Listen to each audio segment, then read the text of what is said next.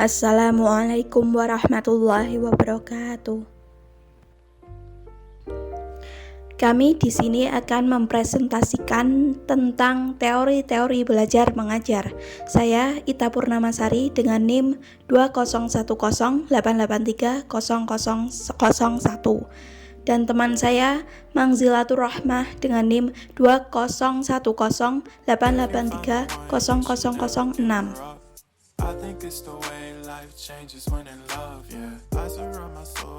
Indikator materi yang pertama, teori belajar behaviorisme. Yang kedua, teori belajar humanisme. Yang ketiga, teori belajar kognitivisme. Yang keempat, teori belajar konstruktivisme.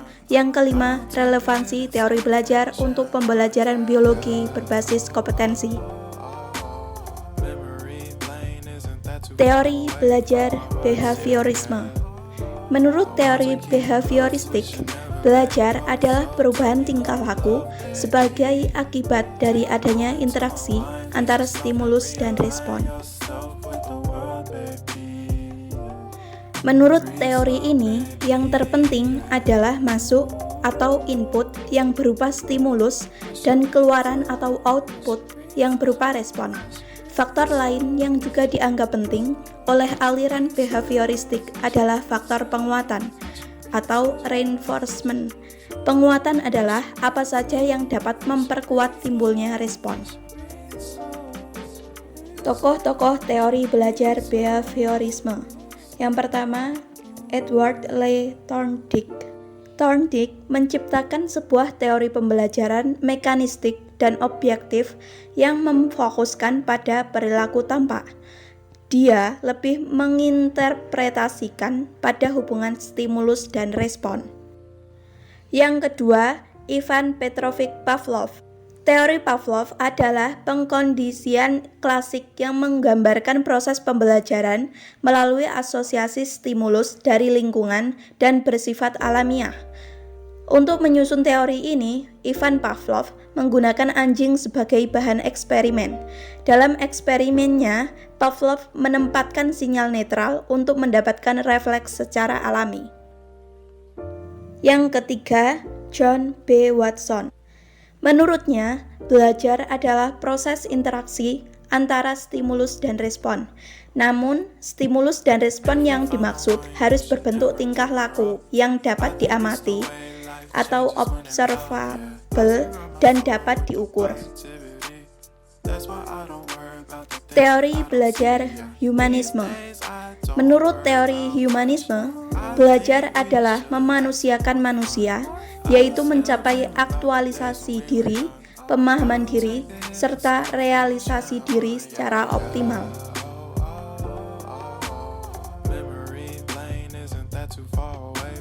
Dalam humanisme, belajar adalah proses yang berpusat pada belajar dan dipersonalisasikan, dan peran pendidik adalah sebagai seorang fasilitator.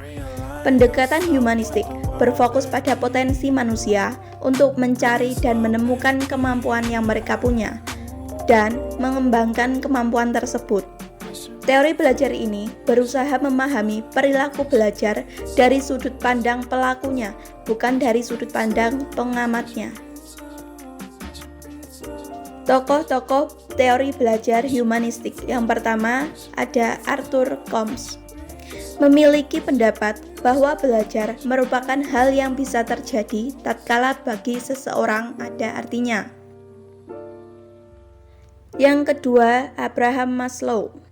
Maslow berpendapat bahwa proses belajar pada manusia merupakan proses yang dilaluinya untuk mengaktualisasikan dirinya.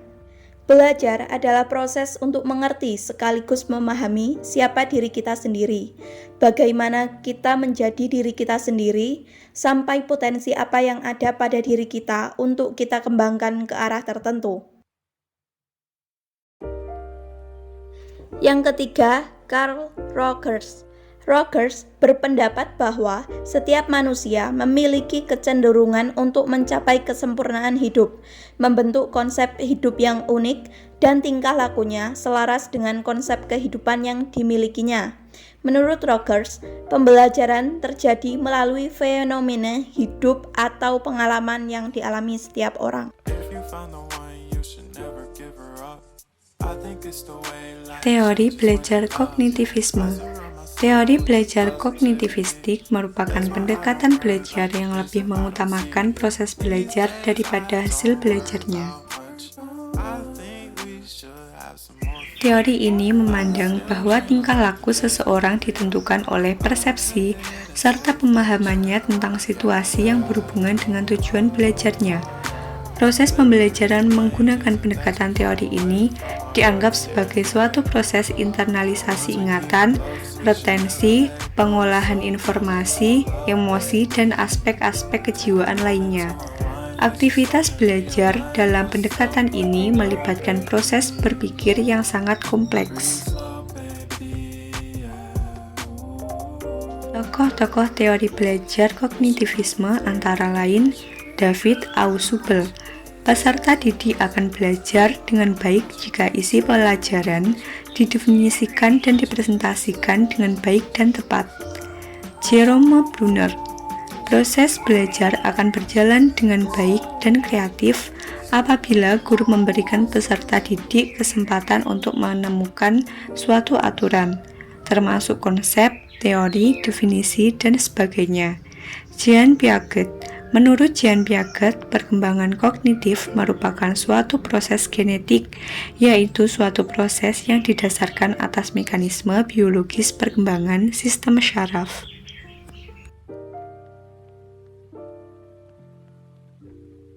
Teori belajar konstruktivisme.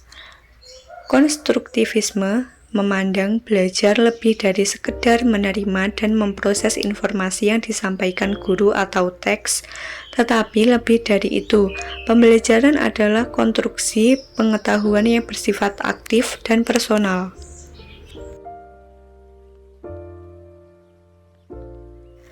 Hakikat teori belajar konstruktivisme ini bisa mengembangkan keaktifan siswa dalam membangun pengetahuannya sendiri, sehingga dengan pengetahuan yang dimilikinya, peserta didik bisa lebih memaknai pembelajaran, karena dihubungkan dengan konsepsi awal yang dimiliki siswa dan pengalaman yang siswa peroleh dari lingkungan kehidupannya sehari-hari.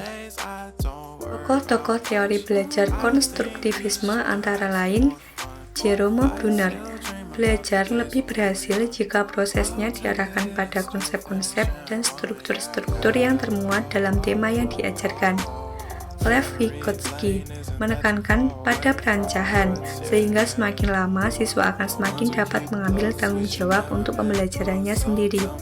Joan Dewey menganjurkan agar guru mendorong siswa untuk terlibat dalam proyek atau tugas yang berorientasi pada masalah. Jean Piaget. Proses untuk menemukan teori atau pengetahuan yang dibangun dari realita.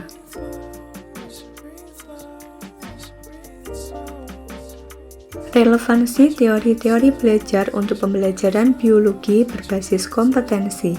Teori belajar merupakan penjelasan mengenai bagaimana terjadinya belajar atau bagaimana informasi diproses di dalam pikiran peserta didik. Berdasarkan suatu teori belajar, pembelajaran diharapkan dapat lebih meningkatkan perolehan peserta didik sebagai hasil belajar.